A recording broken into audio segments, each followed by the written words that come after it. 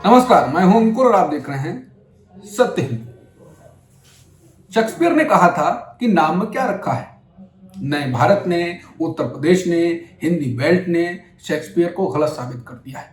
Shakespeare भी अब सकते में आ जाते, क्योंकि आज मैं ये नाम की बात इसलिए कर रहा हूं कि पूरा खेल ही नाम का है।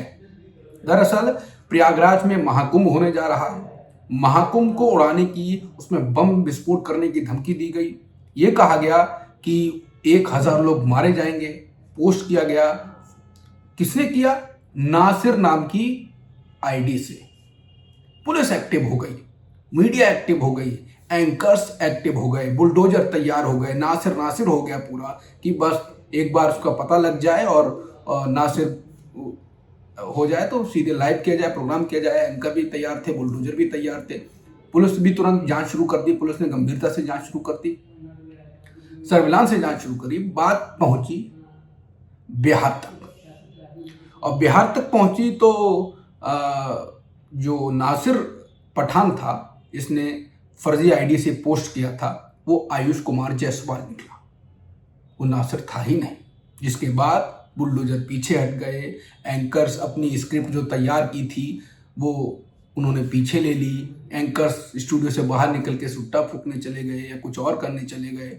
हालांकि उन्होंने उम्मीद नहीं छोड़ी। उम्मीद अभी भी उनकी ये है कि कोई और केस आएगा, सेम स्क्रिप्ट, वही नाम बदल के कुछ, अगर अभी नासिर नाम था, कोई और दूसरा नाम करके उसको आगे बढ़ा दिया जाएगा।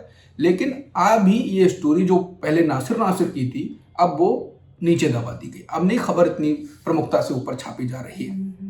अब पूरा आपको केस बताता हूँ। आयुष के पिता का नाम किशोर जायसवाल है। वो पूर्णिया जिले के भवानीपुर के शहीदगंज का रहने वाला है। 31 दिसंबर को उसने ये फर्जी प्रोफाइल से महाकुंभ मेले को उड़ाने की धमकी दी थी। आईडी फर्जी बनाई थी, मैं बता ही चुका हूँ। जब जांच शुरू की गई तो उसके लोकेशन बिहार के पूर्णिया में निकली। उसके बाद ही उसे दबोचा गया। पुलिस आरोपी को लेकर प्रयागराज आ चुकी है, उससे पूछताछ की जा रही है और ये पता किया जा रहा है कि इस घटना में आयुष के साथ कोई और भी है क्या। ये भी बताया गया है कि आयुष धमकी देने के बाद नेपाल भी गया था, यात्रा करी थी। अब ये भी एक एंगल है कि नेपाल में कोई उसका कनेक्शन तो नहीं है, इस धमकी के पीछे उसका कोई वैसा एक्शन तो रीजन नहीं है। वो भी अभी जांच पड़ताल में चालू है। अंत में आपको ये बताता चलूं कि ये कोई पहला मामला नहीं है जहां पर किसी मुस्लिम शख्स का नाम रखकर किसी हिंदू शख्स ने धमकी दी हो या किसी विस्फोट करने की बात कही हो। और कई बार पारंपरिक मुस्लिम पोशाक पहनकर लोगों ने उग्रवादी बनकर सांप्रदायिक तनाव बढ़ाने की कोशिश की। आगरा में सेम केस हुआ था, 2024 की बात है, जून 2024 की बात है, जब उग्रवादी खुद को बताकर उसने वीडियो पोस्ट किया था। बाद में जांच पड़ताल हुई तो वो हिंदू मुस्लिम निकला। उसका नाम निकला था धीरेन्द्र राघव, मुस्लिम नहीं था। दूसरा केस में राम मंदिर उड़ाने की धमकी दी गई थी। वो केस था जनवरी 2024 का।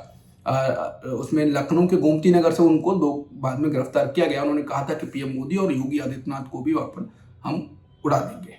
पुलिस एक्टिव हो गई। बाद में पता चला उनके नाम दूसरे थे।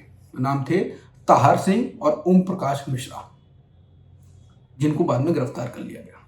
अंत में मैं यही कहूंगा कि आखिर शेक्सपियर ने क्यों कहा था कि नाम में क्या रखा है?